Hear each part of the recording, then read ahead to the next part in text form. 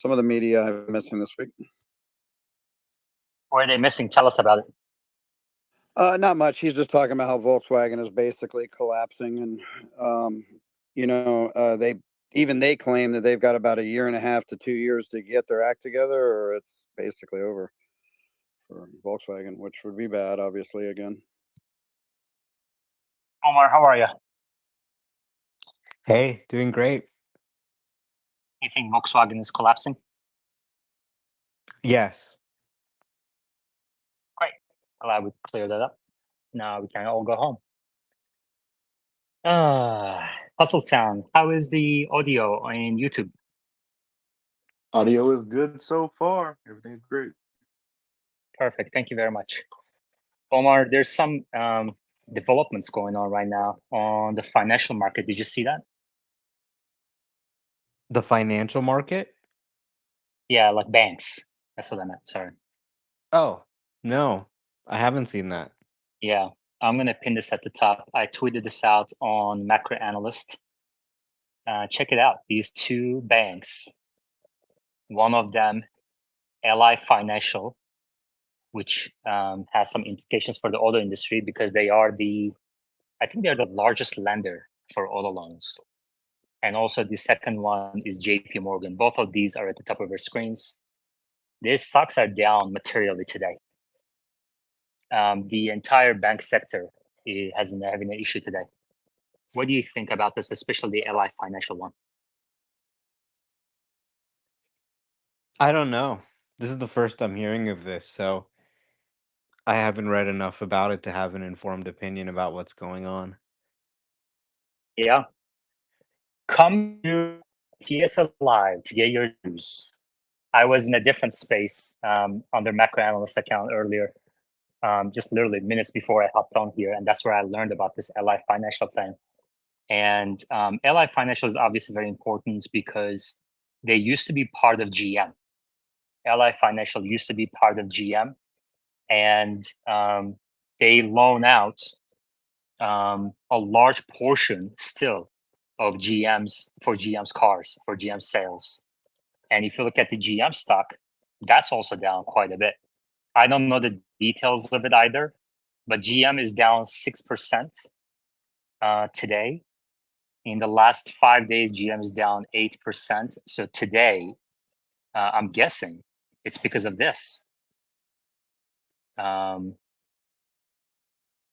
I don't really see a major material news for GM in the last 24 hours. So I think it's going down because of LI Financial, which is down now 19%, less than $10 billion market cap, but has implications for subprime lending. Okay, so we've been talking about rising credit card delinquencies, rising credit card balances, and it may be now spreading to these financial institutions that are focused on the subprime of things. Omar, let's get your initial thoughts and then we can dig into it. So I just did a quick search, and it looks like the primary reason for today's price action is growing concerns over credit challenges. So people have been struggling to repay their auto loans. As you know, Ally is GM's captive lender. They do a lot of loans for GM products. And the CFO of the company, CEO's name is Russell Hutchison, said that payments and delinquencies were higher than expected. Late payments and delinquencies were higher than expected. So naturally, when you have a situation like in the pandemic where cars are sold at these insane dealer markups, maybe $10,000, $20,000 over the MSRP, and then you now also have high interest rates, right? People can't necessarily get into a new car. A lot of people aren't able to pay back these loans for whatever, different reasons. For example, maybe the rates they're in. And obviously, if you have a situation where delinquencies are rising, late payments are rising, that has the potential to be really harmful for the auto financing industry. And what you would see is that if they're losing a ton of money because people aren't paying their auto loans, it freezes their ability to offer financing for new car purchases. Exactly. And there's one more thing to note about this specific situation. So at the top of our screens, for those of you who just joined, is the stock price graph today of LI Financial, who used to be part of GM, but I believe after the Great Recession, they had to spin it out. And they're focused on subprime lending, not necessarily just subprime, as credit card corp would be, but and they had some issues collecting, and the stock is down 20%. So we're talking about the impact to legacy auto sales, resale values, GDP growth, and these are very important topics. That's why I think it's worth following macro analysts and digging into these topics in detail. And if I can find it, I'm going to pin at the top of your screen the 6-minute video from 2023, a 6-minute discussion that we had from 2023 in this space, TSLA Live, about resale values and what that could mean for legacy automakers' balance sheets, income statements. So I don't know. This also has implications for inflation numbers and the Fed action. Omar, let me ask you this. Do you think it is over-exaggerating to characterize what's going on right now with LI Financial and the financial sector in general today, with JP Morgan down 7-8%, as a crisis? Do you think this is the beginning of a crisis, or do you think it's over-exaggeration? It certainly could be the beginning of a crisis if not addressed.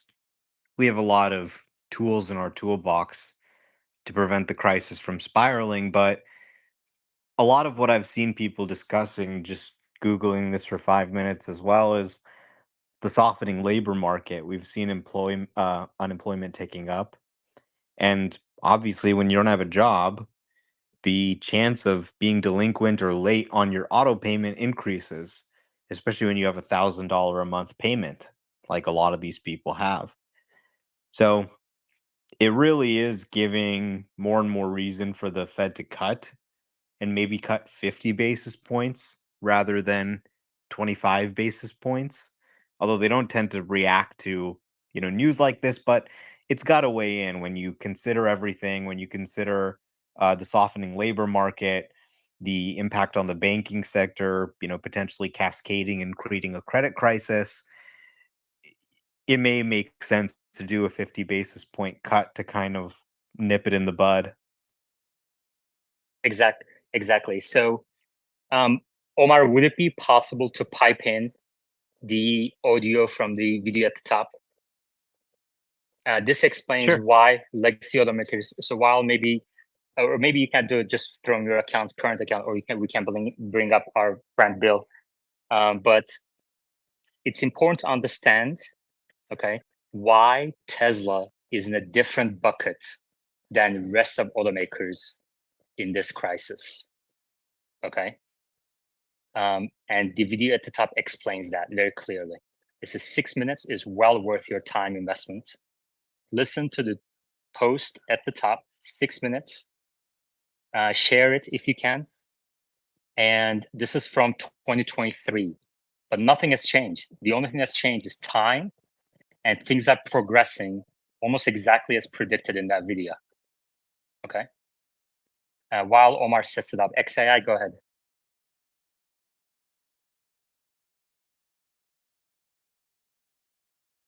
XAI, you have to unmute yourself for us to hear you. Hey, sorry for that. I was reposting a link at the top.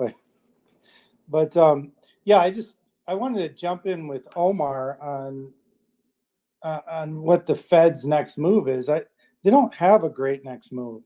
There is no great next move, and it'll be very interesting to see how things play out. Well, they're either going to cut 25 or 50 basis points. So the Fed doesn't like to surprise people, okay? Jerome Powell is not a surprising guy. They make it very obvious what they're going to do. So they're for sure going to cut. Now the conversation's no longer are they going to cut? It's how much are they going to cut? So it's kind of interesting if you look at Tesla's stock price and you look at the monetary policy action. During the pace period of rapid rate increases, Tesla stock was falling rapidly. For the last year, they've kept rates steady. Tesla stock has stayed flat. It reacts to pretty much every rate rate cut news or rate hike news. You can see it in the price action almost instantly. So a 50 basis point cut would be bullish for Tesla. The Fed may be doing it because they're worried about the financial sector, for example. But the unintended consequence would be that goods like cars become cheaper to purchase. And that directly will translate into higher gross margins for Tesla.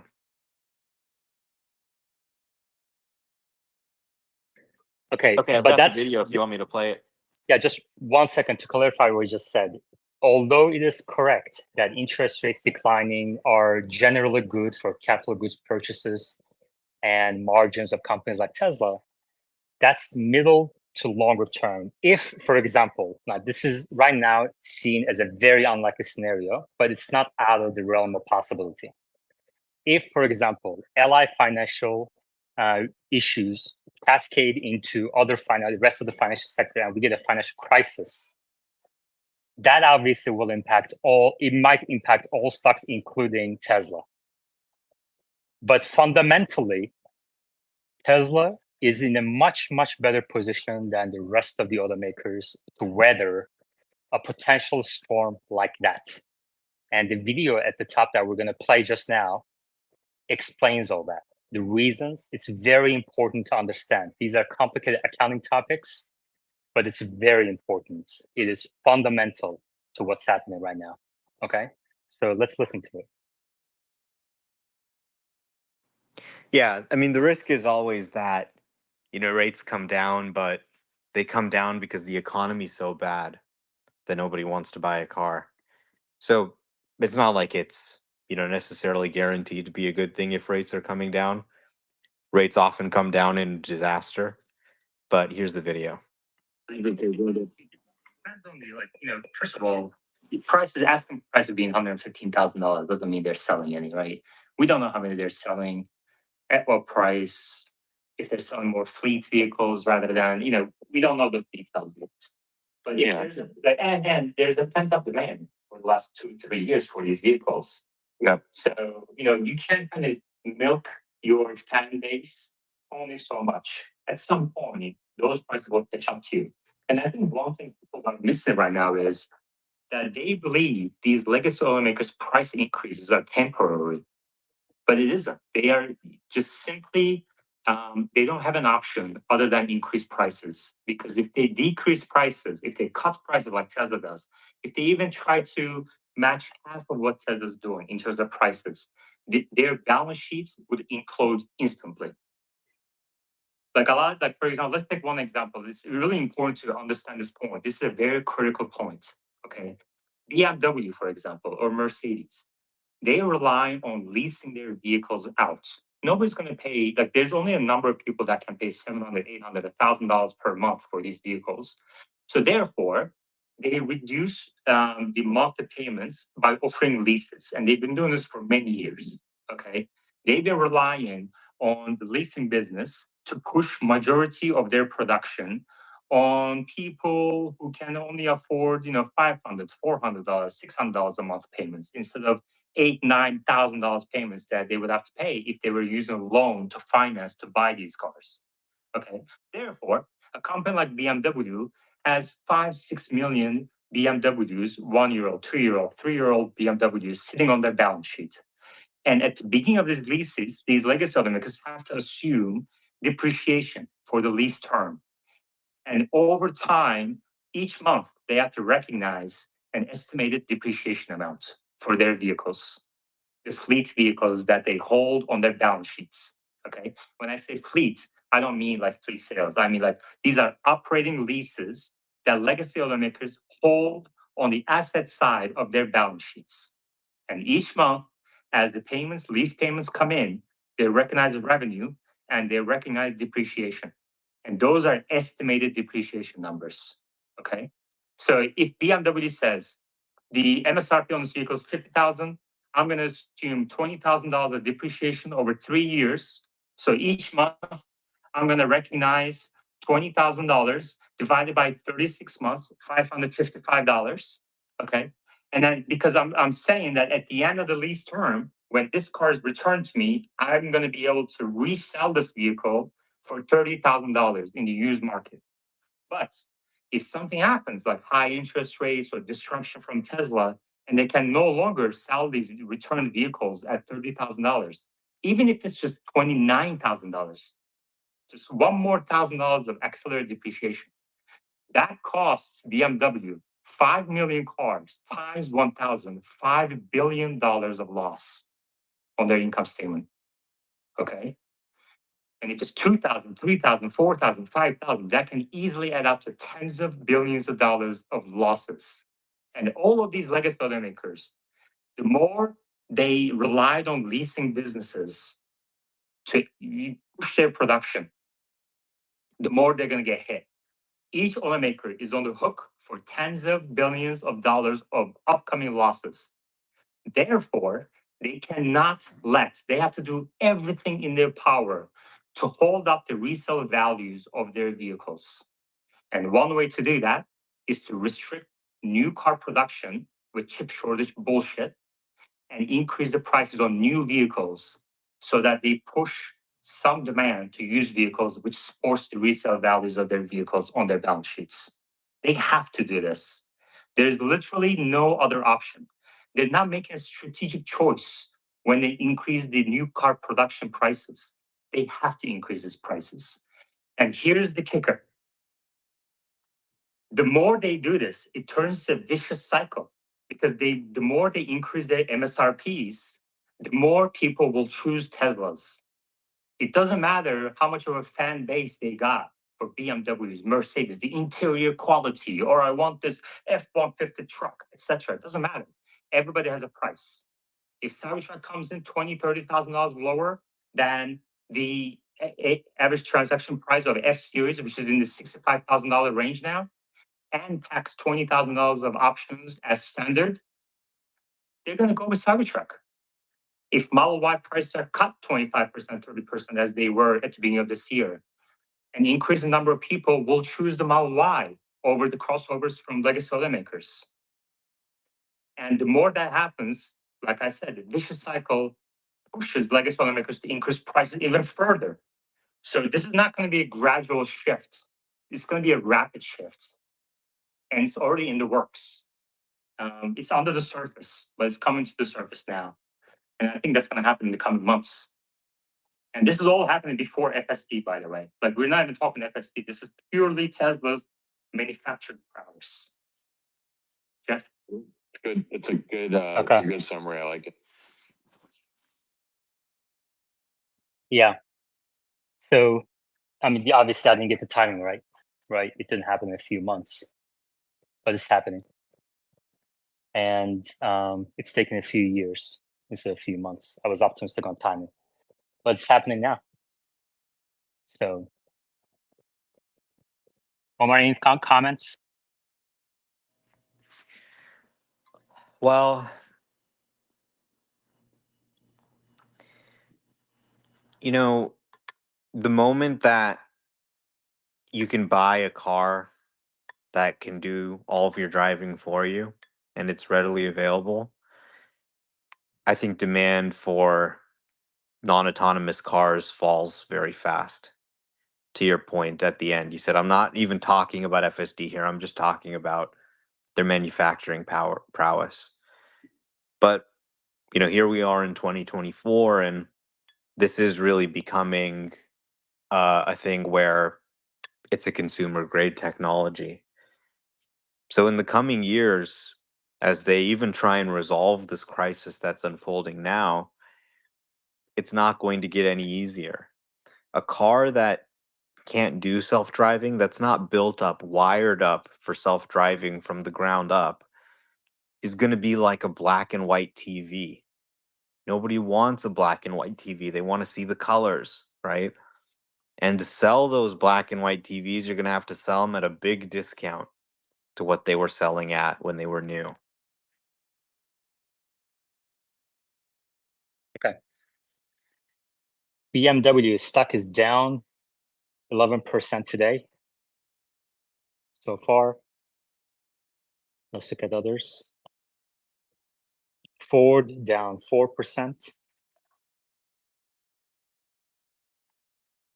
VW, who's supposed to be saving Rivian, is down 4%, down 7% in the last 5 days. We're going to save Rivian. We're investing $5 billion. Who's going to save you? And Hey, you never they know, haven't maybe. finalized this joint venture with Rivian yet. This could be very bad for Rivian. I mean, I assume they will close the joint venture, but when you're struggling and you don't have money in your own business, and they're over there in Germany talking about cutting German factory jobs for the first time in 70 years. And your supervisory board of the company is 50% union. Like half the unions have half the seats on the board. So you think they're going to be happy about losing those jobs while you send $5 billion over to Rivian? They're going to try and stop the deal. And if they announce that they're not doing the Rivian joint venture with Volkswagen, the terms of the deal are structured so that 4 of the 5 billion is tied to the formation of the joint venture. If they aren't able to actually do it, then the $1 billion converts from equity into just it stays as a convertible debt, which they have to pay interest on. Yeah. Are you still short Rivian? Yep. Let's see. How are my puts doing? I mean, I actually still have shares, weirdly enough, but yeah, it's at $13. My strike was $14. So those puts are up, but they're expiring on January 2025. So I'll continue to hold them a bit longer. Yeah. Okay, let's talk about the oil price. Oil price has declined 25%.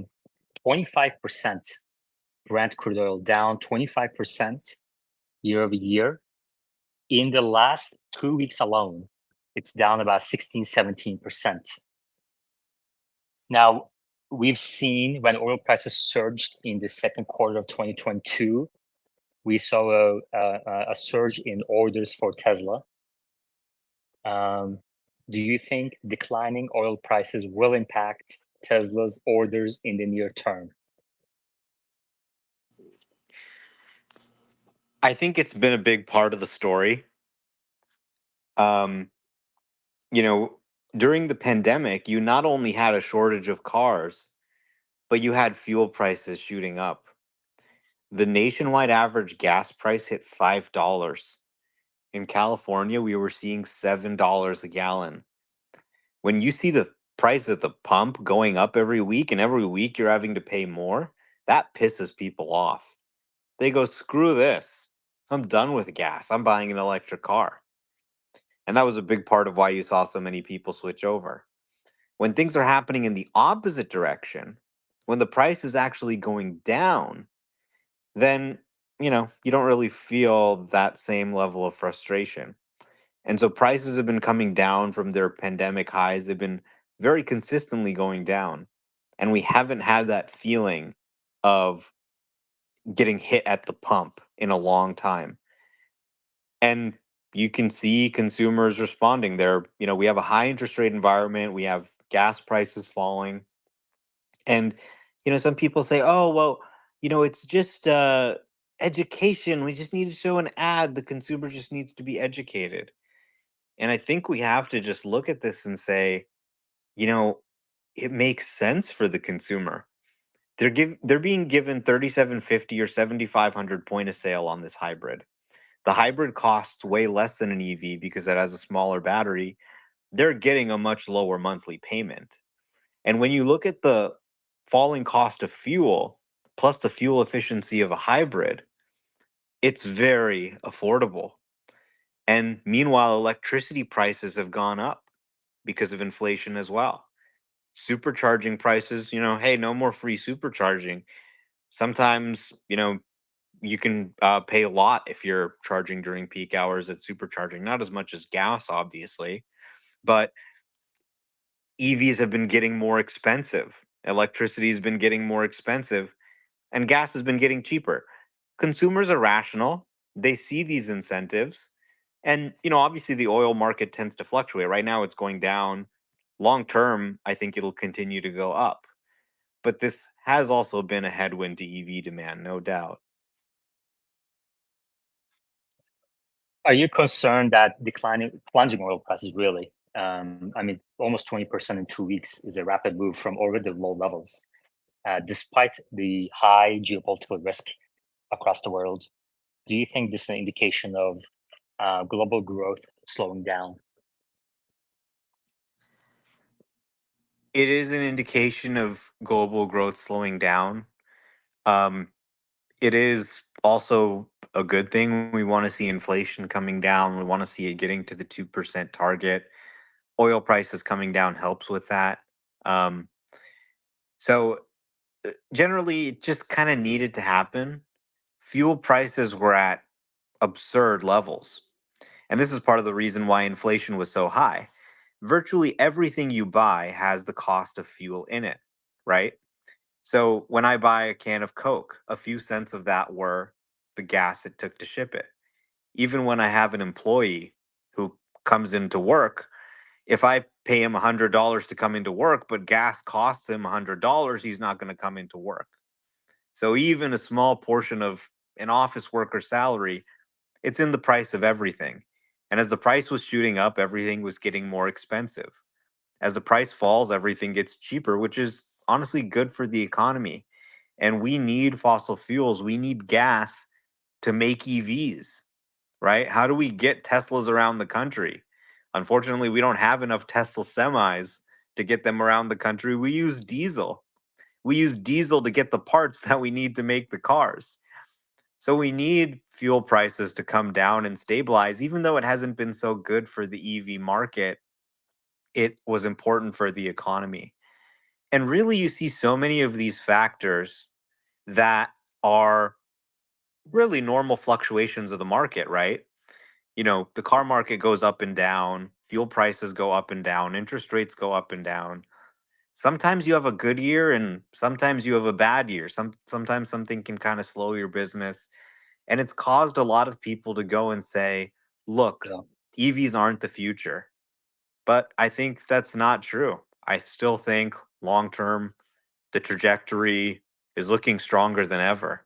And a Okay. lot of people are sort of believing hybrids are the future now because of some of these market factors that we've been discussing. Yeah. This week is a very important macro week. On Friday, we had the unemployment report that came in weaker than expected, but the markets assign an 80% probability of a 25 basis point cut still, and only a 25% probability of a 50 basis point cut. Tomorrow morning, we're going to get the inflation data. So that's the other side of the coin, and that can move things. I'm going to go to Yoda in a second, but just one more comment. This is the first time in a long time the markets don't know what the Fed will do next week. Over in recent years, this is very important for Powell. Forward guidance is very important for Powell, and yet we don't yet know what. For the first time in a long time, the markets don't know what the Fed will do in just a few days. It's less than 8 days away. And it seems like Powell is leaning towards a 50 basis point cut, but the rest of the FOMC committee who, open market committee who get to vote on this thing. Recent speeches have indicated they prefer a 25 basis point cut. So you would think, well, if the majority wants 25 and Powell wants 50, it's probably going to be the majority, 25, right? But I've seen from at least two people, including Nick Timmeros and Neil Dota, say if Powell wants something, he'll get it. So interesting topic. This is going to be maybe resolved tomorrow morning. We're going to discuss it in here. Macro analyst, under the account macro analyst, I also hold some spaces for macro mostly, and sometimes we touch on Tesla, but mostly macro. And so this is an important topic for the rest of the week. We're probably going to focus on macro a little bit in Tesla Live as well in the coming days, and also politics in the coming months, in the coming 2 months. All right. So Elon, let's switch to more Tesla stuff. Elon spoke on All-in Summit last night as I was holding my AI amateur. So I listened to the recording last night after the space. And he made some comments on Optimus towards the end of his time. Yoda, what'd you think of Elon's comments around Optimus? He actually gave a specific forecast as well. Yeah, I listened to that as well, but could you maybe recap for me and the audience here? I think he was talking about 1 million Optimus units by a certain year. Yeah, he said in 5 to 6 years, he said 1 million per year. Okay, so in my deeper conversations, which I held with Omar, Dirty Tesla, and the third episode right now is live for members only. I'll pin the link at the top of your screens with Uzi. One of the things we focus on is when will Tesla produce the millionth Optimus? So in these deeper conversations, we only focus on material milestones that I believe will impact Tesla's intrinsic value. So this link is at the top of your screens. Patrons can also listen to it in a reply to the tweet at the top. There's a link for patrons as well. So patrons and members only. This video will go live sometime this weekend, upcoming weekend. And Elon chimed in on it. So what do you think, Yoda, about that forecast? Yeah, I think what was interesting is that when he made that comment, the context was he mentioned that major iterations of products take a certain number of years, but he thinks that it's going to be shorter for the Optimus Spot. So I think the interviewer was saying maybe 10 years for to hit that, but then he kind of had that. I believe that was the context. Yeah, Omar, what'd you think of that section? I was driving yesterday and I didn't get the chance to watch it yet, but Elon is obviously known to be ambitious with his timelines. It's hard to really say what the timeline is for Optimus to, really ship to external customers on the commercial side and consumer side, but you know that he's going to have a very aggressive schedule in getting that done. Yoda? I think again, like maybe 1 million per year at a certain year is a bit far-fetched and arbitrary at this point, but I think it'd be very interesting to follow when they start to put them into Tesla factories, and then the ratio between the workers and the Optimus spots. So, within their factory, within that control setting, does it displace workers or does it complement workers? And then ultimately, what is the ratio per worker? Is it, you know, half half a bot per every worker, or is it one per one worker or more? And that I think those initial data points will be it will help inform how that then gets into the more the non-commercial uses.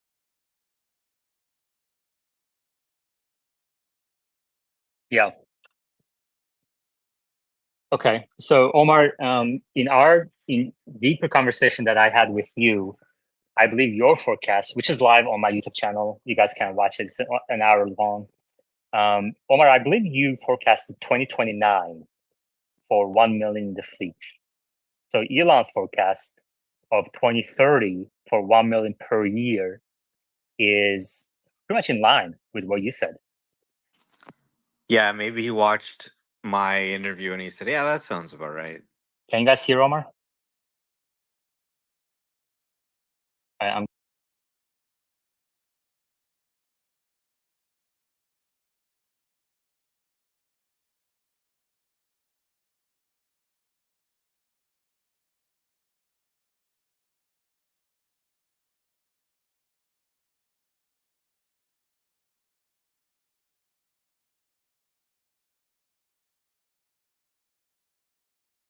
all right, Omar, can you repeat what you said? I said, "Yeah, maybe he watched my episode with you and said, yeah, that sounds about right." Yeah. Although, yeah, I mean, he talked about hardware iteration. He said, usually it takes about 3 iterations, and he expects every iteration to be about 2 years. So 5 to 6 years, he said. The comments around, how humans evolved to have, most of the muscles on the forearm, like the movement of the fingers is controlled by your muscles in the forearm mostly, was also interesting as well. I recommend people listening to it. It was an interesting conversation. And I wish they had put on that SNL skit. That would have been pretty funny. Anyway. Yoda, did you watch it? Did anyone watch it on the board? I did. I did. I don't know. I think the dynamic between Elon and the All In hosts are great. I actually think Chamath would be a great candidate to succeed his role at Tesla, and Yeah, probably the let me portfolio ask you something. companies. Let me ask you something. What was the SNL skit that he talked about? Well, some sort of chicken and cat thing, I think, without saying, Okay, fine. Fine. You did watch it. That was a test, and you passed. What do you think about what we just discussed on the macro front, Yoda, about Ally Financial running into some issues in collections, the stock dropping 20%, JP Morgan stock down 7%. What do you think this means for the automotive industry? Well, I think the seams are beginning to crack. I mean, I think the big one being VW, the couple years of runway that the CFO commented on. Um, these legacy companies like the Nokias and the Motorola's, they were selling 350 million. Nokia was selling 350 million handsets back in 2007, and no one saw it coming. And but when it starts to topple, the domino effects happens very quickly because once they close the plant, it sends a signal to consumers, and it doesn't take much.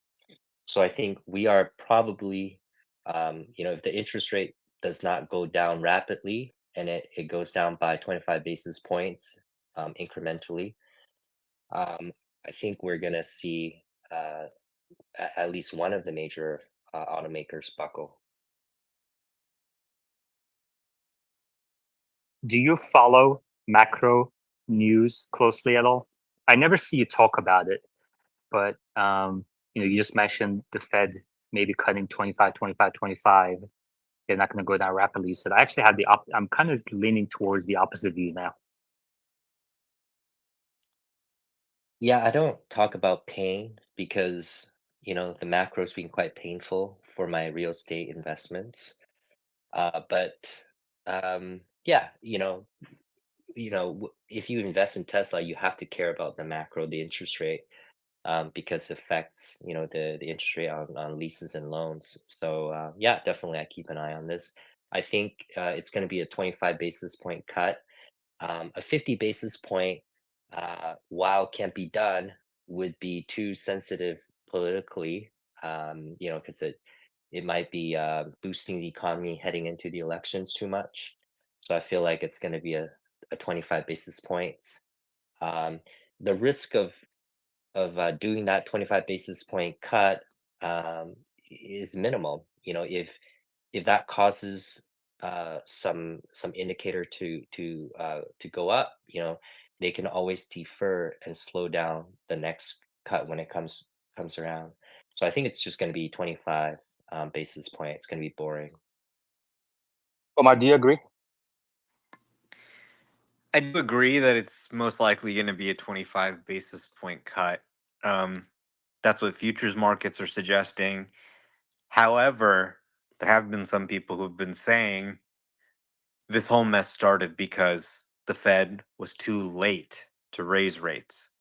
Are they now going to be too late to cut and avoid a disaster that's unfolding in the job market, right? Their dual mandate is to maximize employment, right? So price stability is looking pretty good. That's the other side of their mandate. Now the labor market is actually softening. So they need to fulfill that side of the mandate and not let the situation get out of control there. And a 25 basis point cut is not going to make that much of a difference. So there is a growing longer list of reasons for why to do 50. And I think it's absolutely on the table for this month. And I hope it happens. I hope it happens. And yeah, this is like the 10-10 event. We hope that they're going to launch a service, but to be conservative, we're saying it's going to be hardware and a demo only. Same thing. So Yoda prefers 50. Omar prefers 50, but Yoda thinks they're going to do 25. The markets assign a 70-80% probability of a 25, so I agree with Yoda. But those things change so rapidly. I mean, also, what the CME Fed Watch Tool shows doesn't necessarily reflect minute by minute changes. And like right now, for example, the 3-month treasury yield is down 3 basis points. And CME Fed Watch Tool isn't showing any change there. So interesting. It's below 5% right now. The 3-month Fed Watch treasury yield is 4.98%. So at a minimum, 25, 25, 25, but we'll see. We'll see. Omar, I mean, I actually had the perspective that neither a 25 nor a 50 basis point cut will change the future much, if at all. I don't think either one is enough. We'll have to see. I think that the Fed doesn't necessarily want to create a panic. They want to make it seem like this is a calm and orderly process. That would kind of be the rationale for doing a 25 basis point cut. If you do a 50 basis point cut, you're basically telegraphing to the market that the Fed thinks that this is kind of a shit show. I mean, God forbid they do a 75 basis point cut, sell everything, call your wife, call your kids, and get in the bunker. So that's why I think they'll probably do a 25 basis point cut. But I would definitely like to see them do a 50. Rates are way too restrictive, and you could cut 50 basis points and still have them at a pretty restrictive level and still continue to see progress towards the 2% target. Okay. XAI. Yeah. I don't feel like rates are all that restrictive, not historically. Maybe in recent history they're restrictive, but I think the thing we're all missing is like commercial real estate and net interest margin is hanging hard on the banks. So I think you're right. They're going to cut rates. They have to, but the reason why they're going to cut rates, I think it's unknown, because I feel like interest rates they're just not that restrictive. I don't feel like they are. Well, I mean, this is not a matter of feeling. The fact is they are restrictive. The real interest rate is about 250, 300 basis points right now. So that's restrictive historical standards. I don't know what you mean by you feel they're not. Yeah, I think it's worth noting that a few basis points movement actually changes the real estate interest payment portion quite dramatically. So definitely, as real estate investors, you do feel, quote unquote, you do feel the pain. A lot of the investments that were made pre-hike are probably underwater for a lot of retail rental property investors. Uh, not not saying who, but potentially there's a person on this call that's in that camp.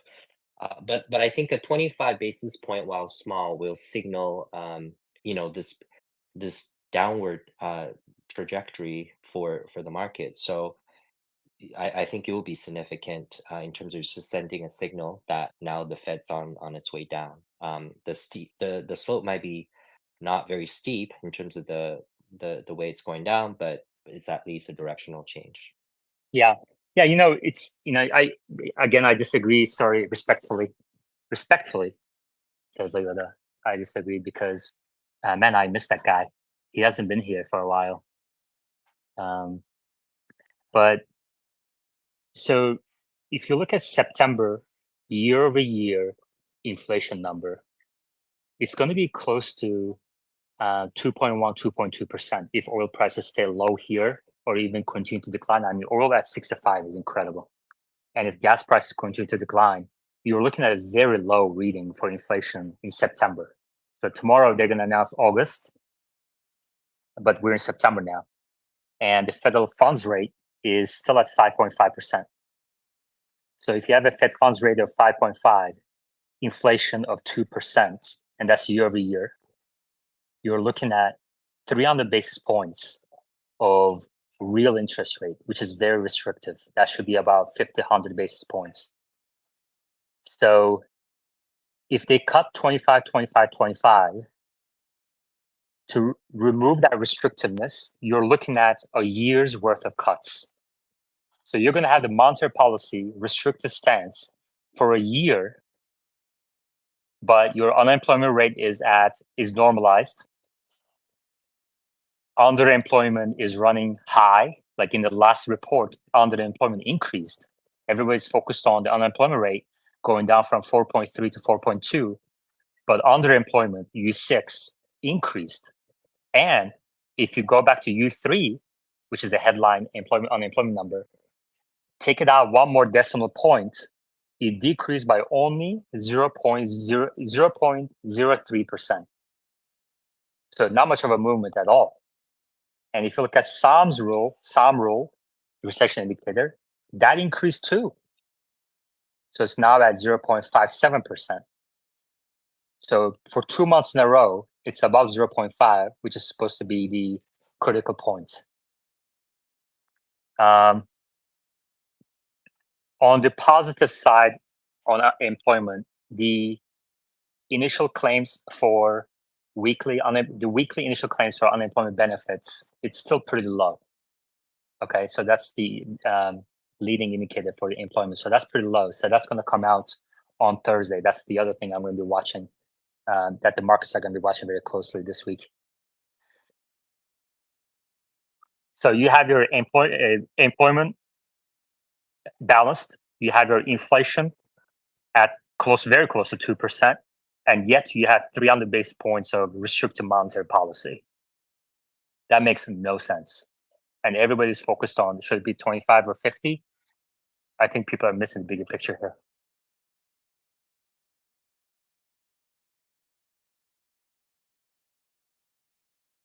Are you suggesting that it's going to be a larger cut than 50? No, it's not going to be larger than 50.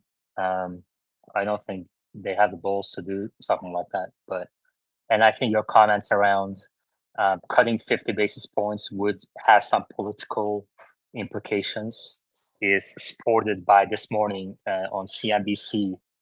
I forget his name, but one of the Fed members, an old ex-Fed member, spoke, and he said the same thing. If they cut 50, he said one of the candidates, and you know which one, would be all over it, saying that you're trying to help the other side. And although that may be true, that doesn't change the fact that your inflation has normalized, your employment market has normalized, and you have a very restrictive monetary policy. So yeah, I mean, I'm about to publish the macro weekly from Macro Analyst that goes deeper into these topics.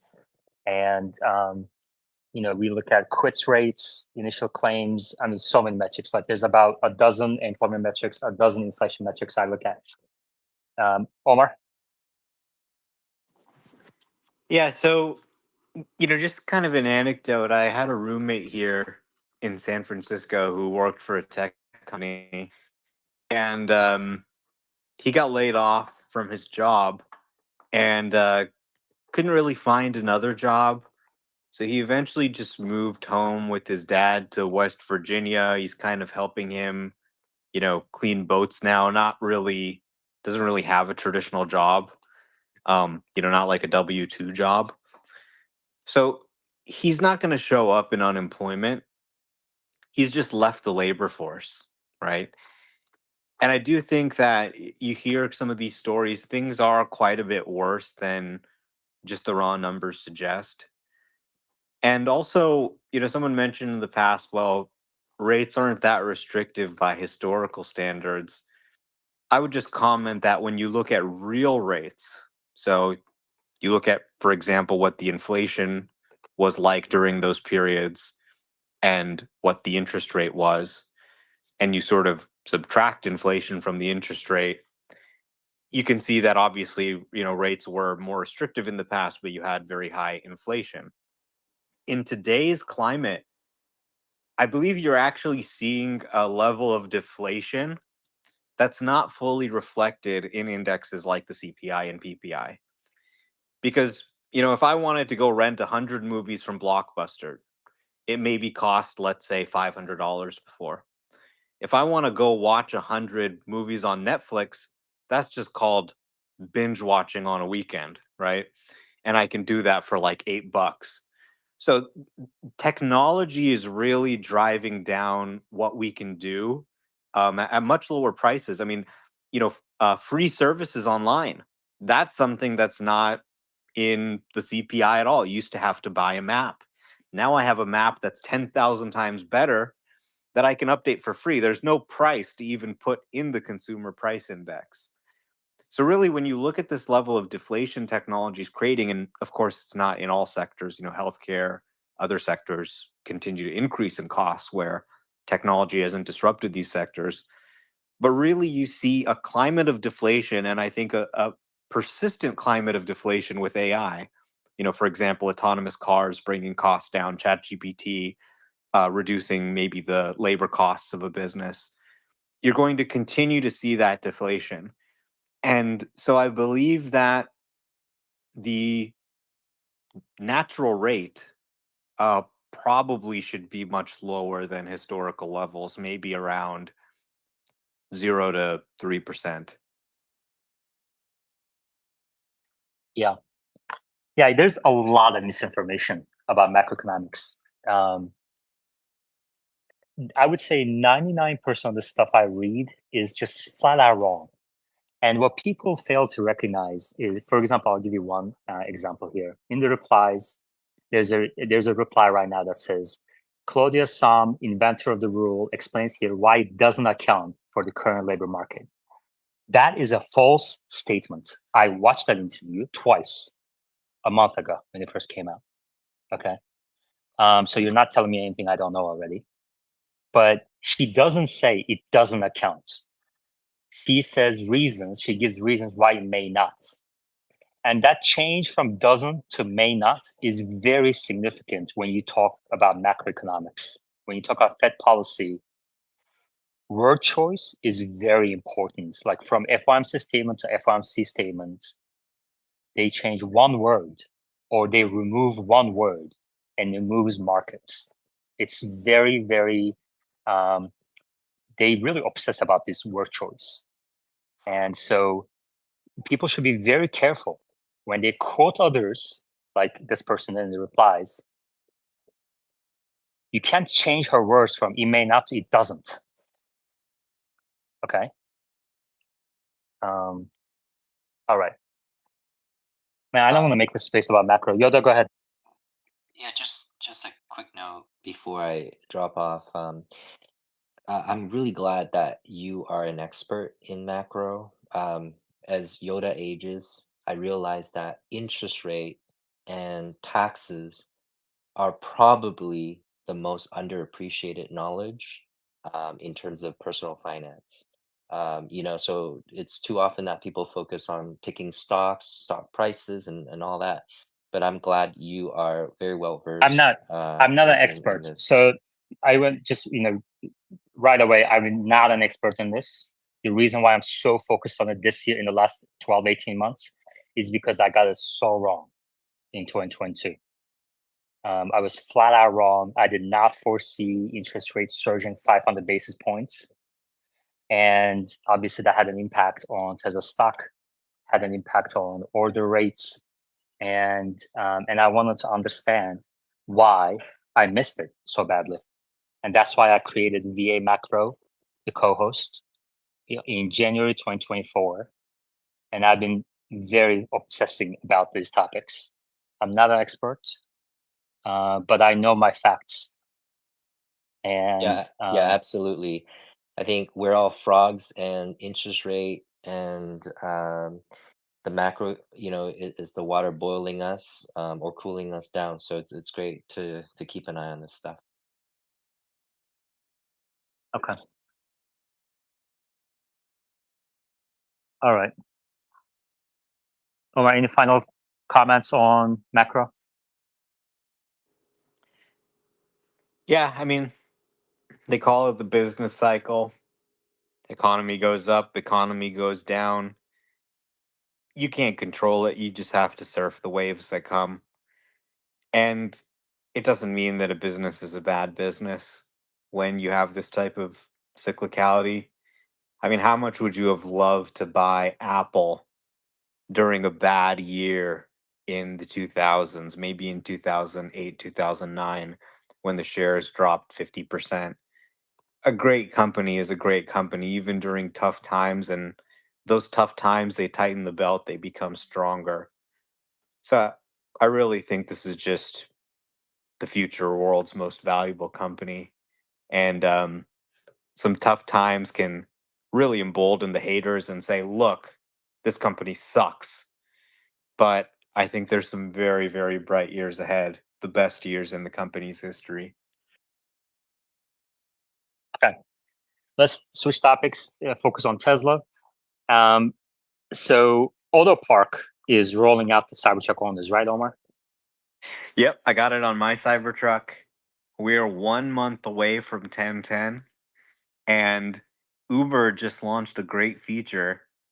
You can now share your navigation address from the Uber driver app directly to your Tesla using the Tesla API. So you sign on to Uber driver, turn on FSD, that's it. It goes to all the pickups and drop-offs on its own, sends it directly to FSD, and FSD starts driving there without you having to touch any additional button if it's already on. That's awesome. That's great. Yeah, Uber and Tesla have a really interesting relationship. There's some partners in some ways, they're competing in some other ways, or they may be competing in the future in some other ways. We Didn't talked Rebecca about Tanucci just go over there? right, exactly. Yeah, Uber likes Tesla quite a bit. Maybe Uber will start putting us some superchargers. Huh?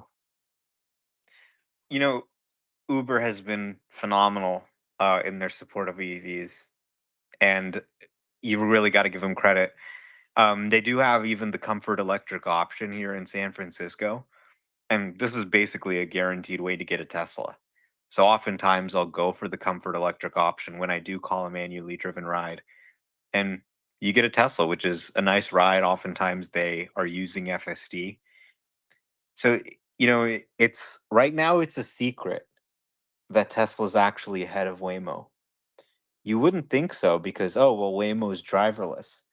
But pretty much every metric you look at, miles traveled, no contest. Even if you want to go to rideshare miles traveled, Waymo only has 22 million miles, and 75% of them are in Phoenix. Most people don't realize that Tesla FSD is processing and handling more real rideshare rides today than Waymo is, in not just one city or two cities, but every city. So they're getting all this practice with real ride sharing scenarios.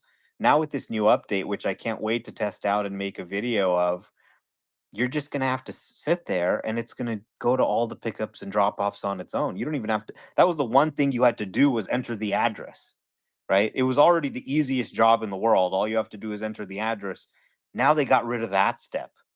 So now you just sit there and watch the car do everything. Maybe, stop the car, unlock the door for the passengers. They'll probably even automate that eventually, since they have Tesla API access. And then you're just going to be sitting there and literally doing nothing. Then at that point, it's like, okay, well, why is the driver even there? Just take him out.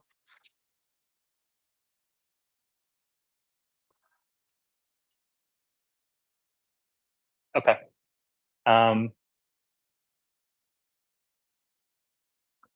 I mean, you have a very ambitious outlook, as we discussed in deeper conversation. You have a very ambitious outlook on when Tesla will take out the driver. Have you adjusted your views since our chat last month? You know what I would tell people to help them is just forget about robotaxis. Robotaxis, let's just say robotaxis are never going to happen. Okay. Now I'm editing a video right now as we're talking of me sitting in Los Angeles traffic for 1 hour. California is like one big traffic jam. It's crazy. I'm like pulling my hair out. You're just sitting in traffic all the time. Okay. So all the time you have to sit in traffic for 20 minutes, an hour. It's, anytime you go outside. And I turned the thing on and it drove me for an hour. I didn't have to touch anything. I didn't have to worry about it. I just sat back, relaxed, and listened to the music. If I had to drive in stop and go traffic an hour a day manually, I would pull my hair out. So, really, it's a much smaller distinction than people really think, right? They think there's some huge difference between supervised and unsupervised. A supervised system that didn't require any intervention on a drive, you could have been sitting in the back seat and it would have done it, right? So as they drive down miles per intervention, you're already seeing it's making mistakes less often than I do. Like, I blew through a stop sign the other day in my Cybertruck. My girlfriend was following in the Model 3. FSD stopped at that stop sign. It's like, oops, someone needs to intervene against me. And, I was going to dinner with my parents. They said, hey, why is FSD trying to turn left here? The parking lot's over there on the next street. Let me take over. So they take over. The parking lot's been demolished. It wasn't there anymore. This is like one of his favorite restaurants. He's like, huh? Oh, FSD actually had it right. So you're starting to see, you're like, oh, yeah, this is really happening. The software is starting to make mistakes less often than we do. Obviously, it still makes mistakes. There's going to be a lot of people who still have interventions, maybe even common interventions, but you're starting to see that the tech foundation is really there. You're seeing what Waymo is doing. And my car can operate driverlessly already in parking lots. And even when I'm not looking closely at the car, it's able to navigate around and it doesn't hit anything. So the functionality that's there today is already a life changer, and the only thing that's necessary for me to legally be allowed to sit in the back seats is interventions to just continue to fall. And you look at this massive compute cluster, you look at all the data that's coming in, it keeps falling. And I can't wait to get my database online to share some stats about how it's actually performing, because it just does not have safety critical interventions anymore, ever. I mean, well, that's not true, obviously. It does have them at some frequency, but it's very difficult to find one. It's got to be at this point more than 1,000 miles per critical intervention. Okay. Have you made any progress on setting up that system? Yeah. I mean, not that much progress, but I have set up sort of the data import. So the car's now uploading data to my server. The server's processing the information. I need to start kind of like parsing it out and showing it on an online map. But I'm working on doing that. I'm also moving, so things are kind of slow, but maybe I'll find some people who are in the Tesla community who can help move the project along too, and contribute to it as sort of an open source effort. Yeah, that's awesome. So if you want to reach out to Omar about that, highly encourage it. I think it's going to be great. Uzi, welcome. Thank you for the welcome. I was why are you late today? I had an eye doctor appointment. Gotta get some glasses. Unacceptable. You should not put doctor's appointments in the hour of Tesla Live. Okay, Apple made that mistake yesterday. They scheduled their annual event at the same time as Tesla Live, and because of that, the stock was down 1%. Yeah, their viewership got hit. The pre-orders are down apparently because they scheduled it to the same time as Tesla Live. I heard and Elon made the same mistake. He scheduled his talk with AI Summit, All in Summit, at the same time as AI Amateurs, and therefore, as you can see, no one listened to it on the speaker board. I'm the only one who listened to it afterwards, apparently. You stole my line. I was just about to go with the Elon one, but I had a question for Omar. I'm really interested in your project. I was wondering, and I'm thinking about the grid in my head. What, I guess, interval would be considered, miles to disengagement interval would be considered safe for robotaxis? And I think Human had 1,000, 10,000, 100,000, and 1,000,000. So what within that range would be acceptable? It just needs to crash less than a human. People will not accept a robotaxi that crashes more than a human. If it crashes less than a human, then that's an improvement. You're preventing crashes. So really just is that simple. And if you take a look at Waymo, they've done exactly that. And it turns out it's actually pretty difficult to find out what would the human rate of crashes be. So that's going to be a big subject of argument is, well, just how good are humans, right? Because you have, okay, should we count police reported crashes? Should we count anything where they reported it to the police? Well, not every crash is reported to the police. So that's going to make humans look better than they are. They're going to say, ah, shit, I don't want my insurance company to know about this. This didn't happen, right? Let me just pay you under the table for the repair. And then you have like, okay, airbag deployments. Is that what we want to look at? Because, that is a severe crash. Is something that's just like a minor fender bender, is that even kind of what we're talking about here? No, we're talking about really, more serious crashes. And then another metric you can look at is injuries. How many people got hurt or killed, right? So that is one that you can't really hide, because when someone is hurt, they typically need medical care. And you can see that the autonomous cars, the Waymos, they claim reducing injury causing crashes by 84%, which is insane, right? So when you have that kind of statistic, you say, hey, well, we can reduce injuries by 84%. No one's really going to fight you. And there have been people who've trying to fight against Waymo, but it's just hard when it actually works so well that injuries are being reduced, it's really hard to make that argument, and they've been allowed to continue to expand. So it's really clear to me that Tesla is not only matching Waymo, they're leapfrogging Waymo. Okay. I know it's hard to believe. People think, oh, Waymo's so far ahead. This is commonly accepted knowledge. But, Andre Kropothy, and obviously he doesn't work at Tesla anymore, but he used to. He says, yeah, I think Tesla's ahead. And you can see in the driving feel, it's more human like, it's more natural. And miles per intervention is increasing rapidly, especially between safety critical interventions.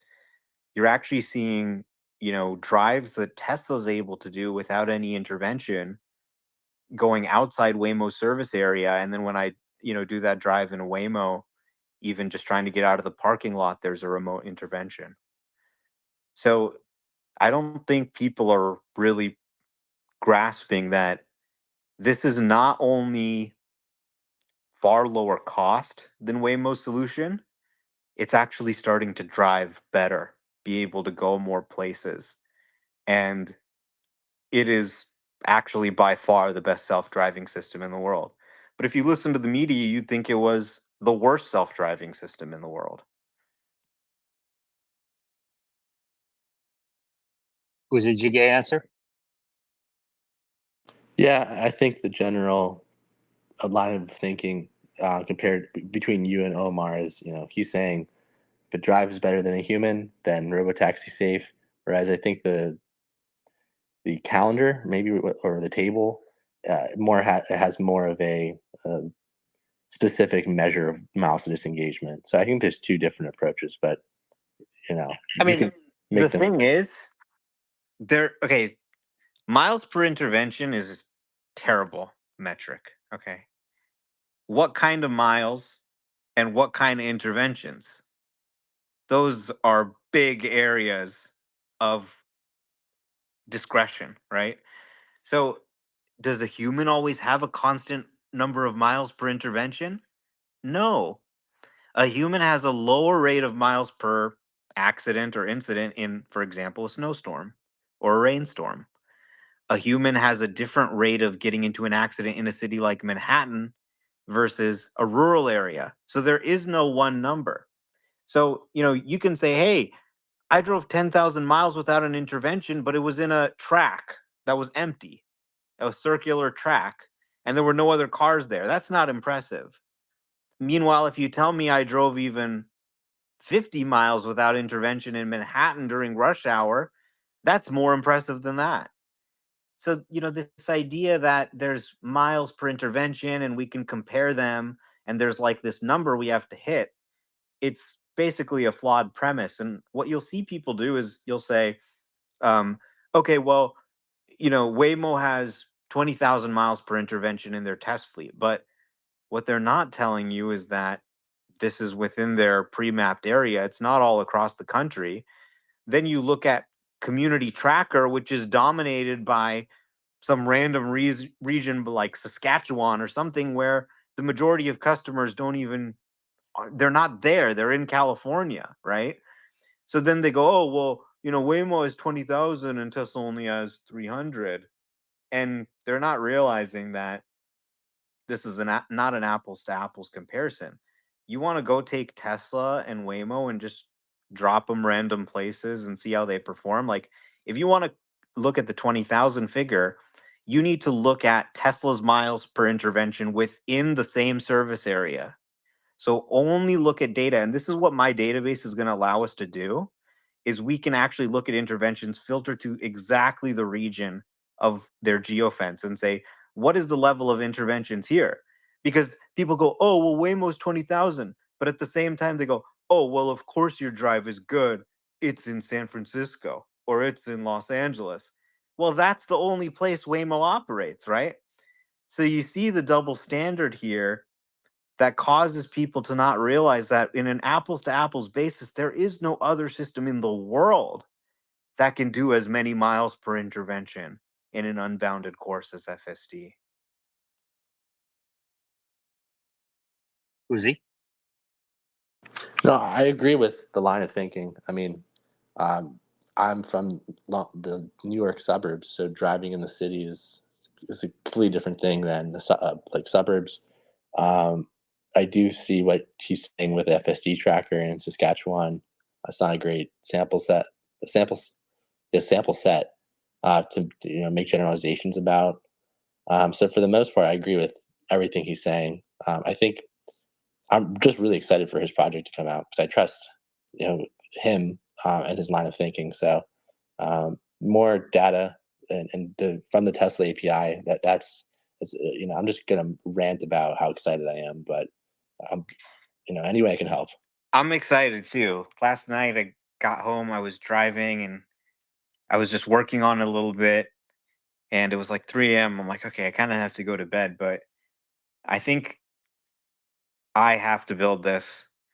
I, you know, can probably even get them to change the API just by tweeting about it or like talking to developers or even talking to Elon and trying to get this done. And we can hook it up so you just install this once and a little icon appears in your menu bar, the location icon, and we can just track your live location and whether you're using FSD or not in real time. So not only would we have data, we would actually have real-time data streaming in. And you can configure the cars to just upload this data directly to the server. And then people could log in, they could annotate their drive, they could say, okay, let me type in a note about this intervention here, why I did this. Let me maybe upload a video that matches. Actually, someone just sent me a dash cam. So this is where it gets really trippy. So it's like a Raspberry Pi that pretends to be a USB drive. So you plug it into your dash cam drive and it automatically saves all the footage, connects to Wi-Fi and uploads it to the cloud. So essentially your dash cam footage from the drive when we detect FSD is on could be automatically uploaded. And now you're not just looking at some spreadsheet where it says 2 interventions or 3 interventions. You can actually see the footage and see the intervention, which, really kind of, there's so much nuance to this, right? Like, oh, I had an intervention. Well, an intervention can mean it tried to drive onto the wrong side of the highway and, what almost went head on into a truck, killing me. Or it could mean, it was a little too slow. I pressed the accelerator, which, like, maybe there was like a guy walking and you didn't see it and it was waiting because of that. And you just intervened and you should have actually waited, right? So there's a huge amount of variety in what an intervention even is. You ask 3 different people on the same drive and they're going to have a different amount of interventions just based on their discretion, right? So one guy's going to say, oh, I was afraid of how I was doing that right turn, even though it wouldn't have crashed or anything like that. So, the idea that we're even going to measure this and that people take this community tracker so seriously, it just makes me facepalm. You have people saying, oh, it's actually not improving. And I go, well, I'm driving it. It's now driving for hours without me touching anything. It's never been able to do that before. It used to not be able to drive for like 5 minutes without me changing the speed or something like that. And they go, no, it's not improving. I saw it on this website. And that's really what's like, you know what? I gotta build this fucking thing and show these fucking dumbasses. Sorry, Austin. All right. YouTube is gonna kill me. I hope you do. And I asked James, TSLA fan, to come on to my Deeper Conversation series and have a one-on-one interview, and maybe I'll have you on there too at the same time, and we can have a fight. We can resolve this shit, take it outside, you know what I mean? But yeah, wild times. Uzi, did you watch Elon's interview yesterday? No, I mean I was in our space, and by the time that was over, it was like 9:30. So Oh my I watched gosh. some football. I know it's unbelievable. This is what happens when you schedule it. I'm getting some feedback from your side, Uzi. Derek, go ahead. Hi, Omar. First time kind of talking here, but I don't know what all is in the data for that FSD tracker in Saskatchewan, but that's where I live. And we just have the worst roads probably in the country here. FSD is pretty good, but there's just no lines on the road, so it gets kind of confused. And so that's probably why the data is so bad in Saskatchewan. But no one cares about Saskatchewan. There's like 1 million people in the whole province. Do you have a question? No, just a stat about Saskatchewan. Apologies. Okay. Yeah, first-time speakers are limited to asking questions in 10 words or fewer. Questions should start with a question word. What, when, why, how, which, where, and that's the rule. Yeah, he makes a great point though, which is that there's a ton of noise in this data, right? So what's the signal? The signal is FSD performance. You're trying to measure the performance, but you're measuring it in such a way that you're getting all this noise. So, if for example, someone who has a problem is way more likely, I think, to join this thing and start reporting their problems. So you have an overrepresentation of certain areas that aren't where most of the customers are. And an event like bad weather or bad roads can add noise to the data. So you really want to find a way to focus in on the signal and not say, okay, this software is going to be a failure as a robotaxi in San Francisco because it doesn't work in some province of Canada. Yeah. Drew tipped $10, Omar, for the potential of demonetization of this episode. So Drew is financing Omar's F-bombs. Oh, I guess I'll send you $10 too. You can, he says, love the passion. Yeah, so I guess maybe you can drop as many as you want today. Financed by Drew Soul. That's beautiful. No, it really is crazy because, James, for the last few quarters, has had the most accurate Tesla earnings forecast. Predicts the EPS down to the cent, So you see this so many times. It's not just him.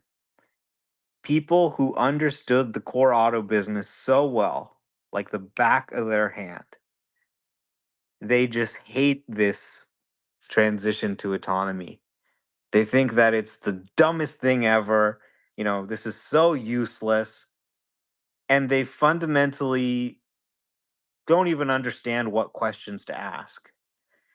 And this is part of why I think, you see the performance in the stock you've seen is there's been this transition in investors where a lot of the EV investors are like, and they don't understand where the business is really going.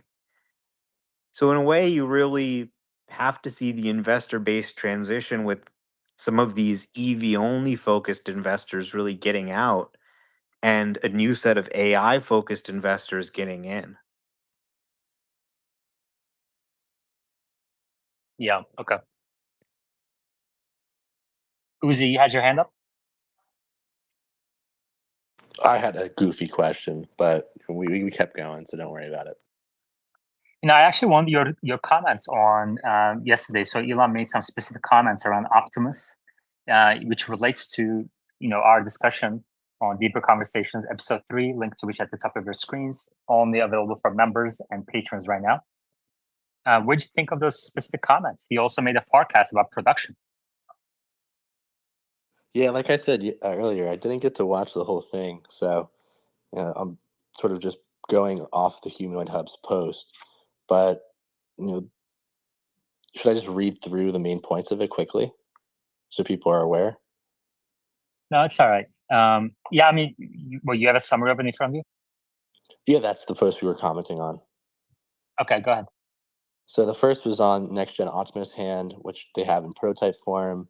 They're going to move the actuators to the forearm, just like humans, and they'll operate the fingers through cables like humans.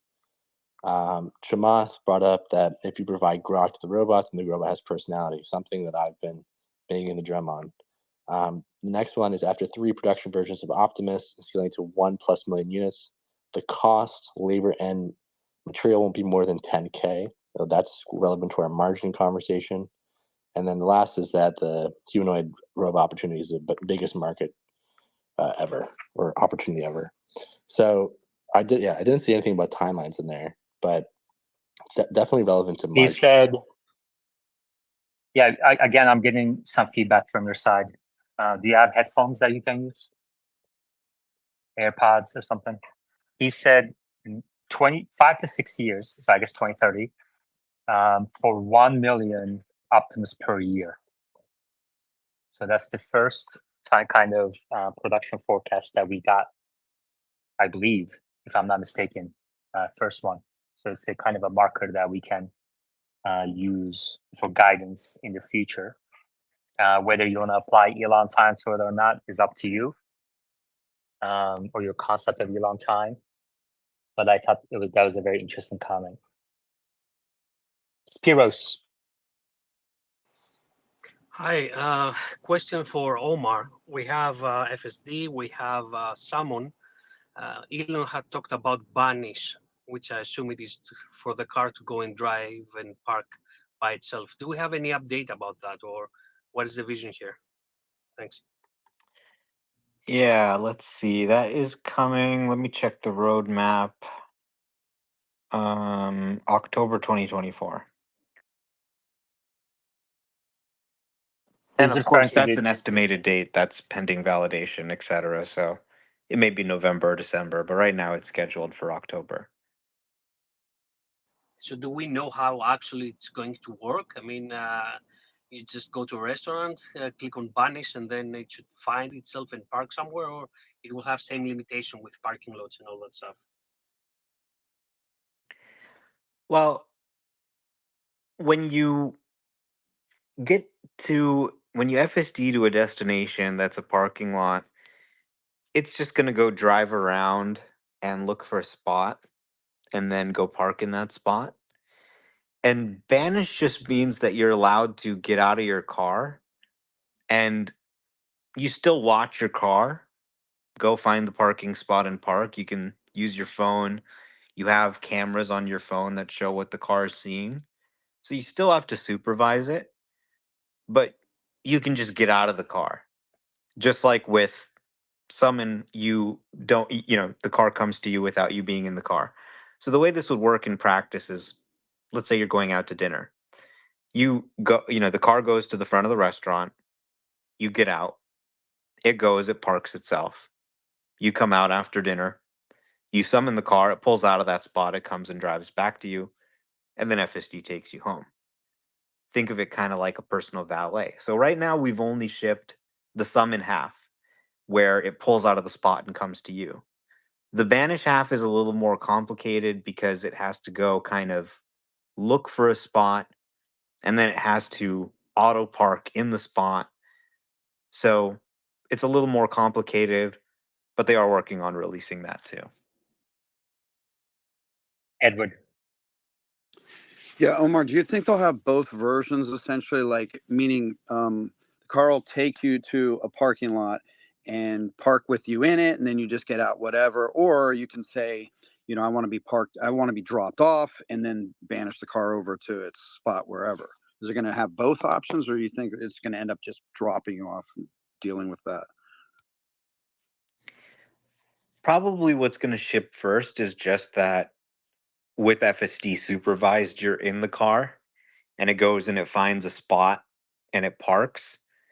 Once they can see that it's doing that and it's very reliable, then, enable banish, you get out of the car and you don't have to be in it anymore. But it'll probably start with just you being in the car and then getting out after it parks. And then another thing they're going to do is, right now you kind of have to pull out of the parking spot and then turn FSD on. You'll be able to just turn FSD on while you're in the parking spot and it'll reverse out itself and then start the drive. Even doing like a 3-point turn if necessary or whatever. So in the replies, John Nilsson asks, someone would be far more useful without line of sight. quote, "Get my car, it's raining." When do you think, Omar, we're going to be able to send our cars, go park, or come pick me up without having to necessarily have a line of sight? It's coming for sure. So, baby steps. First, we start by watching it. Then, once we notice that watching it is kind of pointless because it always does it right, we start expanding the radius. Then we say, okay, maybe the radius is big enough to cover any parking garage. Okay, at that point, it can pretty much go do it itself. The key is just proving out the reliability. Right now, it's not going to be 100% reliable. I personally haven't found any situations where I can trip it up yet, but there are going to be some where it's going to potentially even hit something. So you need to supervise it closely. As they can see that the number of interventions is very low, they're going to continue to expand the feature. And eventually you won't have to watch it at all. You'll just be able to let it go. Yeah. This should be significantly easier than the roads because you can just drive at a slow speed in parking garages and not really have to worry about the risk of injury too much. Okay. 30-minute warning. 30-minute warning. We have a couple other things to get to. So last night on AI Amateurs, we talked extensively about Apple's Apple event. Do you have any updated thoughts? Would you like to summarize your thoughts about, a few sentences about the Apple event? What a boring event. I wish I'd come to Tesla Live earlier instead, honestly. I agree. We didn't miss it at all. We didn't even talk about it. And I see so many tweets today about how people tuned out halfway. I watched it afterwards to see if there were any comments around AI before I jumped into AI Amateurs. And I also tuned out once they got to iPhone Pro section towards the end. I thought the most interesting part of it was the AirPods Pro getting hearing aid functionality. I thought that was really cool. But aside from that, not much of the news at all. Somebody said today this could have been an email.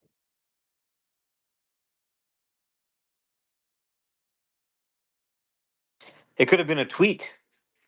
It could have been a tweet, yes.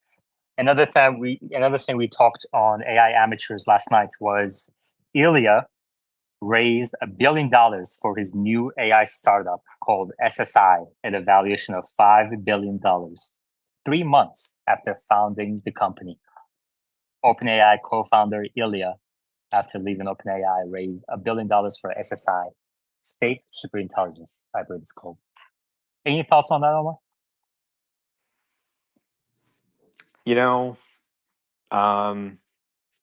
Ilya is a genius.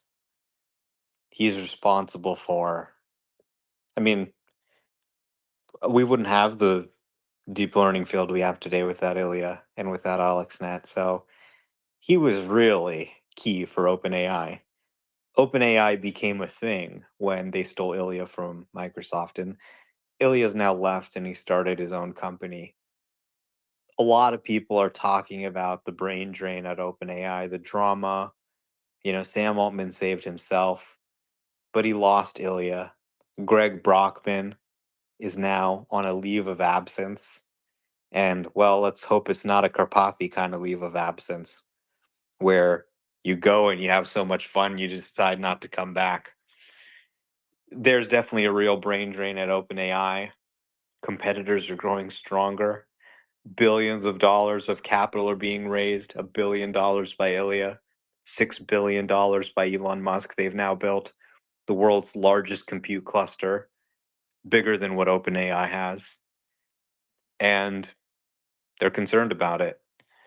So now it's time for Sam Altman to really prove if he can be a great CEO or not and continue to lead the market, or if eventually things like this, like Ilya, a former member of their team, raising $1 billion to compete with them, is going to have an impact. OpenAI was always really about taking things to the next level. right? So really advancing the state of the art capabilities. And we haven't really seen that in a while. We haven't seen anything that's a huge leap forward. And maybe they sort of needed Ilya to crack that piece. Maybe he'll do it at a different company. Who knows? The brain drain is real. Yeah. And if you want to learn more about this topic, we discussed it, like I said, in AI Amateurs last night, which is Monday nights, 8 p.m. Eastern, 7 p.m. Central. This link is at the top of your screens. I highly recommend tuning into AI Amateurs, all the knowledge that we gain in that space. And it's a very fast-paced learning space. Helps us in TSLA Live as well. This link is at the top of our screens. I'm going to go to this in a second, and then Dallas just joined us as well. But a quick shout out to our sponsors. Paymore. Are your old electronics collecting dust? Visit Paymore and turn them into cash. Paymore buys, sells, trades, and recycles electronics because Paymore believes the best technology doesn't have to come at the cost of our planet or your wallets. I really like that line. Visit one of the 100 Paymore stores near you or visit paymore.com. The link is at the top of your screens. And Joa. TSLA Live is fueled by Joa, your go-to source for premium Tesla accessories. Use coupon code TSLA Live at checkout for an exclusive discount. Thank you, Joa, for supporting our Tesla community. This link is also at the top of your screens. And if you're watching this on YouTube, I really appreciate my members and super chats. Thank you, Drew, for today's financing Omar's F-bombs. And but if you're watching, so it's very important that people like and comment below the videos. If you, I've noticed a trend. If you comment on the videos, the viewership of the live episode increases. So it's very important that you comment after we're done. If you're watching the recording, which a lot of people do, comment below the videos, and that pushes the channel to new viewers. So I really appreciate that. I mean, whatever you have to say, you can comment on something we're discussing. Like, for example, earlier we discussed 25 or 50 basis point cuts coming, or inflation figures, employment figures. We discussed Elon's participation in All-In Summit last night. You can comment on anything. You can give a shout out to your favorite speaker. You can ask a question, but it's very important. Comment below the YouTube videos. Ad revenue from YouTube finances Tesla Live on X. Thank you. Uzi. First, is the latency better? Yeah, much better. Go ahead. Okay, I just wanted to also shout out the AI for Amateur space. I think it's complementary to Tesla Live. In topic and substance, I mean, we keep Tesla to Tesla Live, but a lot of what we're talking about in that space fits really well with, I guess, the speaker board and I think the general group's interest. And I think the timing is also complementary. So if you can't make middle of the day, depending on your time zone too, hopefully the end of the day is easier. But I really enjoyed that space, and I think it leads to a whole. The domain is a little bit more general, so it leads to new conversations every time. Absolutely. And that's exactly how I position it too. It's similar enough that I think my existing audience will find it interesting and useful, but it's different enough that will bring in new viewers. And yeah, you nailed it. And thank you for your contributions as well in AI Amateurs as well as Tesla Live. All right. Okay, we talked about the community tracker, Omar's efforts around creating a better tool. We talked about Ilya, talked about Apple Intelligence. I'm also trying to get Figure AI's founder in the space. I've been replying to him, trying to get him in here and kind of discuss his take on these things. I encourage people to do the same, reply and invite them kindly to Tesla Live so we can ask him some questions. You know, I think that would be an interesting conversation. Omar, when do you think Optimus, Figure AI, other humanoids from Chinese manufacturers will become part of daily life for an average Joe? When do you think AI, all these AI amateur spaces, like, we discussed these news, like, for example, DeepMind created a new AI tool, and just like AlphaFold, but a step further. So we discussed this in the last 20 minutes of AI amateurs yesterday. AlphaFold versus Alpha Proteo. The table is at the top of your screens. Alpha Proteo takes AlphaFold one step further. But it's still, like, when I go to Rite Aid, the prices aren't cheaper. The products are more effective than what they were a year ago, 2 years ago. It's nice to talk about these things, but when is it going to impact daily life of an average person?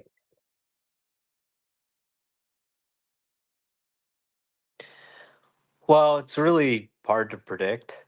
I mean, I think to some extent we have a few robots in our life, but they're quite limited. I mean, probably the most common robot you might have is like a Roomba that goes around vacuuming your house. But I mean, I don't see any. I mean, there are humanoids in China, food delivery robots, that type of stuff starting to emerge on the commercial side. But I don't see any launches really announced for the next 12 months or so. So I think it's probably at a minimum 2 to 3 years, but probably not more than 5 that we start to see them in households, at least for early adopters. Well, Brad Adcock says definitely, he responded definitely to 3 years in households, which I thought was really interesting because, Yeah. I mean, especially combined with what Elon said, 1 million by 2030. I don't think a few thousand produced is going to reduce the price enough to get this thing in the households. So how do you kind of reconcile between that? And then Dallas. Yeah, exactly. Okay, Dallas. I wanted to touch on, like, do you think the reason that these previous home robots, if you will, have failed, like Amazon Astro, or I'm trying to think of some other ones? I know Ring proposed a drone that could fly around your house for security, and then there was the Teamy robot, which was some YouTube influencers made some videos on, and it didn't work out. Do you think the reason those failed was because the technology was not there, or do you think it's because people are just freaked out by having something like that in their house? Omar? I don't think it's because people are freaked out. I think it's because the robot can't do anything except maybe burn your house down. So the technology just isn't there yet. Now, if there was actually a robot that could do your laundry, that could tell your kids to come down for dinner, and that could check to see who's at the door and take out the garbage cans every Tuesday, absolutely people would buy it. But the technology doesn't exist for people to have that yet. Once the technology actually exists, we can start talking about whether people are creeped out about it or not. But my guess is this fat ass country is so lazy that they're not going to care if Mark Zuckerberg is watching them take a dump through the Meta robot. They're just going to buy it and have it do all their stuff. All right. Just a reminder that Thomas in the replies is reminding people it is the iPhone season, guys. If you're getting the new iPhone, sell their old one to pay more. The link is at the top. Pay more makes this space possible. Okay. Reply to the tweet at the top. Tell them an appreciation. Say thank you for sponsoring Tesla Live. Remind them that this is good. and they buy dozens of different types of electronics, which they illustrate on their website. So you can check that website out at the top. Uzi. I think the American consciousness is very suited to or predisposed to convenience. And humans, or at least us right now, we're not afraid of robots. And people have Roombas, and they make jokes about their dog riding the Roomba on TikTok or whatever. I think for the most part, Americans want to save time. I think one of the maxims of our culture is time is money, and I think for the most part, we will invest in things to save us money. Oh, sorry, save us time, but it's really a question of, is the cost worth it for the production value that the Roomba gives, or in the future Optimus or whatever robot that's coming to the household first.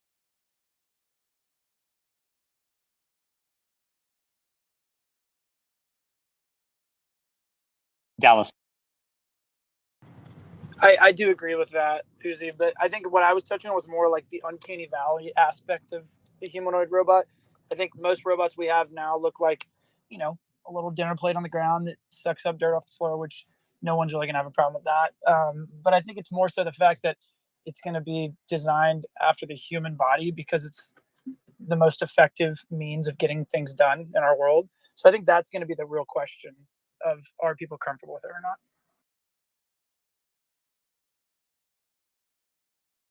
Uzi. Just to explain the uncanny valley for people that aren't familiar, it's sort of this design concept where the more realistic you make, let's say like a video game, there's I guess a trough. No, it peaks to realism, and then it falls very low because it tries to be realistic, but it's not enough. And so I guess our human instinct finds it to be inhuman. And then there's a bounce up higher as it becomes more human-like. I do think the design of Optimus and other humanoid bots, they aren't attempting to be human and have skin and facial expressions.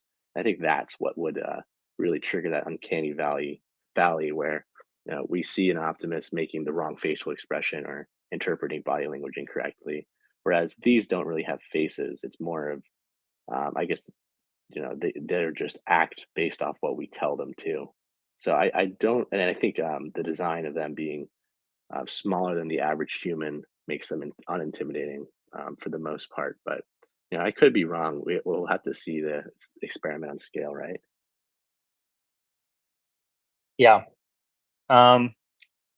Shout out to Tech Controls, who just tipped 14 Canadian dollars, which is I think like 20 cents in American real dollars.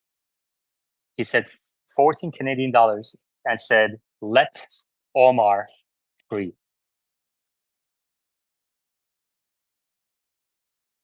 Omar, I think you gotta drop an F-bomb just for this, just as a thank you. Fuck yeah.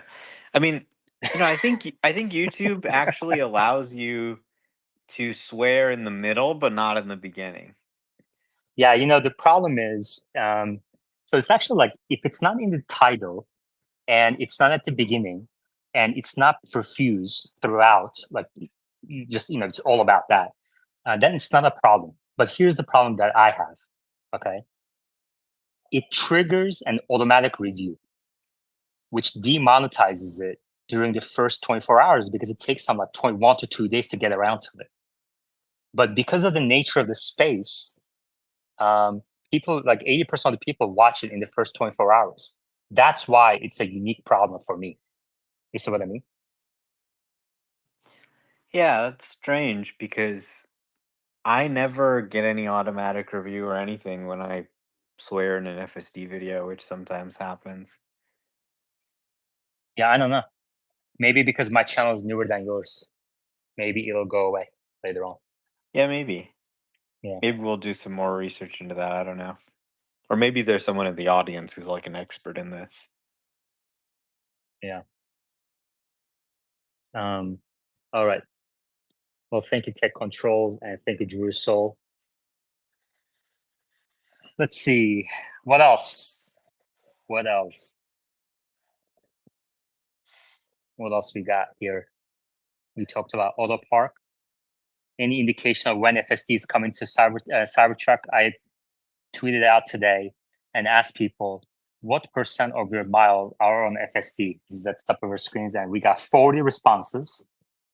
And the top response, who got the most views, is from Dirty Tesla. He said 0%. And I first thought he was trolling, but then I realized he's just complaining because he doesn't have his own Cybertruck. A bunch of people said the same thing in the replies. So I think there's now a few thousand Cybertruck owners who are impatiently waiting for their FSD. What do you think, Omar? Yeah, I mean, there's nothing that shows you how important FSD is to safety than driving the Cybertruck without it. We've been driving for hours across California. We took the Cybertruck to this engagement party we were going to, and you just, you're going out of the lane lines all the time, which FSD never does. You're just struggling to, keep it in the lane and not hit anybody. The thing's a very wide vehicle. And, you're like, okay, I have to sneeze.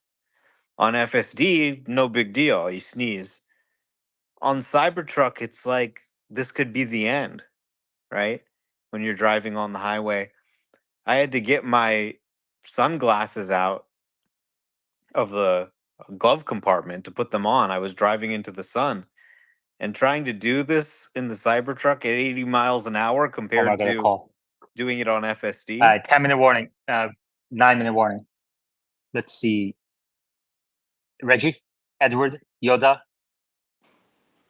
Yeah, just quick question for me. Any word on the Tesla team showing love for the EAP owners when it comes to actual smart summon and the potential end-to-end highway stack? Omar? We'll see. It's unclear at this point whether enhanced autopilot customers will get ASS, but they might. Okay, Edward.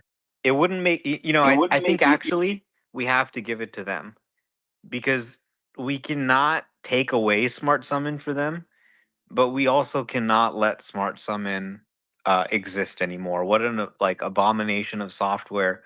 It needs to be wiped off the face of the earth. So give them an upgrade to ass. Give them a little taste of FSD. A little taste of that ass.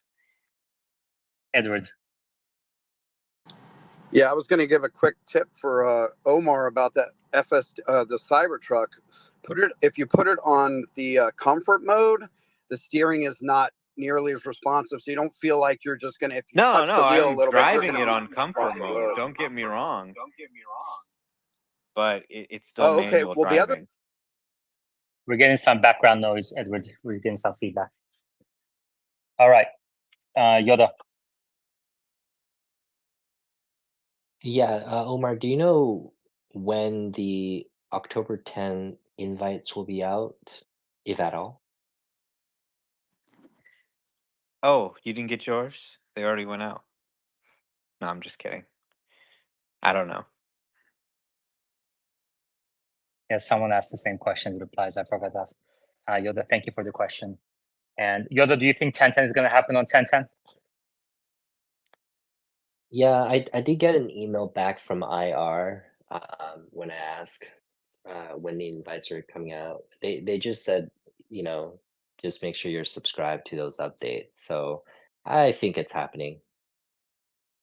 I mean, it's a month away. They have to give people some notice, so it's going to be coming probably this week or next week. Yeah, that's great. Okay, great. Any other questions? Bogdan.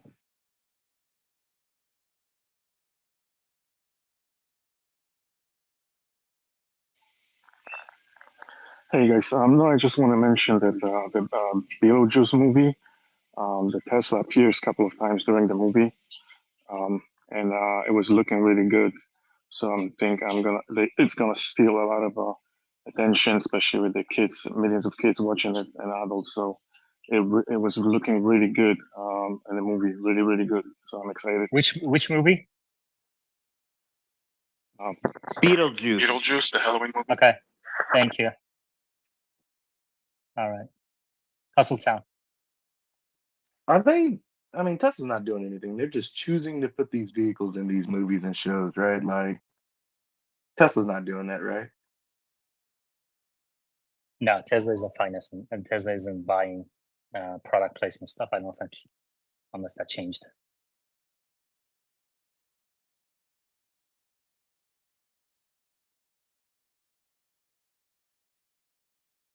All right. Anything else? Anything else? Other questions, Yoda? Yeah, I just want to give a shout out to whoever's running the Cybertruck X account. The person is very witty. Always has great posts. That person should be running every Tesla account, in my opinion. Who is it?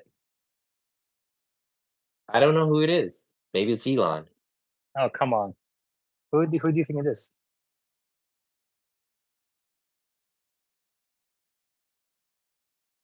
No? No guesses? It's the same person that runs the other Tesla accounts. You're just No, not going I to don't see, know. like, the Tesla AI account is not the account to make jokes from. Like a cute little Cybertruck account, sure, but it's the same person, but they're just writing with a different tone. I don't know. You think so? Yes. You think Tesla has a team of people for writing tweets? It's a one-person job. Oh, this one is especially funny. And so, I don't know. It's hard to fake that. I don't know. All right. Anything else? Anything else?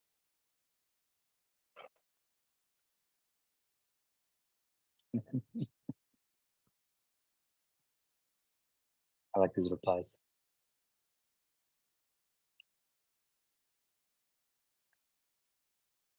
All right, so I guess that's it then. Let's call it a day. Tomorrow, like I said, inflation data coming out. It's going to be impactful for macro data. There might be some volatility based on that. Currently, markets are pricing the probability of a 50 base point cut has increased today to 33%. So 1 in 3 chance and 2 in 3 chance of a 25 base point cut. And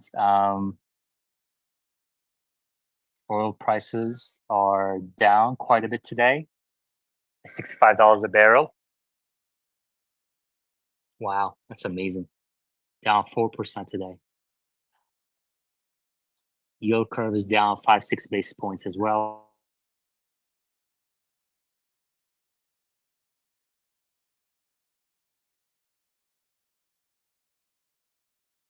I'll chat with you tomorrow. Take care.